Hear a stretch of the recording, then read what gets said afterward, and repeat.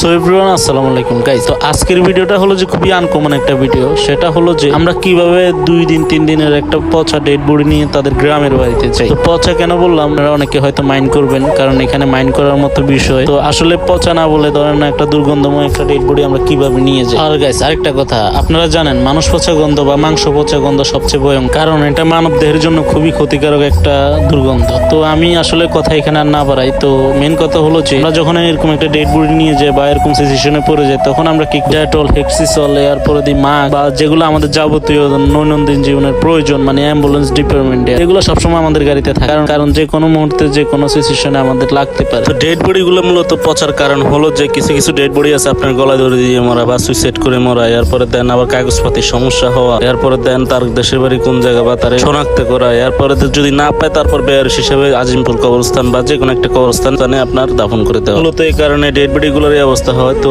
আমি যেটা নিয়ে যাইতেছি এটা হলো যে সুইসাইড করছে। তো যদিও ওনার বয়স প্রায় অনেক, তারপরে এই বয়সে কেন সুইসাইড করছে এটা আমি আজও জানি না। তাদেরকে যদি জিজ্ঞেস করছি কিন্তু তারা আমাকে তেমন কিছু ক্লিয়ার ভাবে বলে নাই, তো তার কারণে আমি বলতে পারছি। এখন বর্তমানে আমি আছি হলো যে 2500 ফেরিঘাট। ওইখানে আসার পরে দেখি যে আপনার মেঘনা নদীর মাছ খুবই সুন্দর লাগতেছে, একদম টাটকা টাটকা ইলিশ, এরপরে দেন বিভিন্ন ধরনের মাছ আছে এখানে। যদিও এখানে ঢাকার পার্টি দেখলে একটু রেটটা বেড়ে যায়, ইভেন যদি এলাকার মানুষ হন তাহলে রেটটা কমে যায়। যদিও এখান থেকে মাছ কিনেন অবশ্যই একটা এলাকার মানুষ নিয়ে যাবেন, বা এখানে যদি পরিচিত কেউ থাকে অবশ্যই নিয়ে যাবেন। আর আপনি যদি একা কিনতে যান তাহলে আপনাকে বাটান দিবে, ঠিক আছে? তো আর কি গাইস, সবাই ভালো থাকবেন, সুস্থ থাকবেন। আর ভিডিওতে যদি কোনো ভুল হয়ে থাকে অবশ্যই ক্ষমা দিয়ে থাকবেন। আজকের মতো গাইস ভিডিওটা এখানে শেষ। সবাই একটু বেশি বেশি করে কমেন্ট করবেন ওই লোকটা কেন মারা গেল, ওই বয়সে 45 বছরে কেন মারা গেল, সবাই কমেন্ট করেন।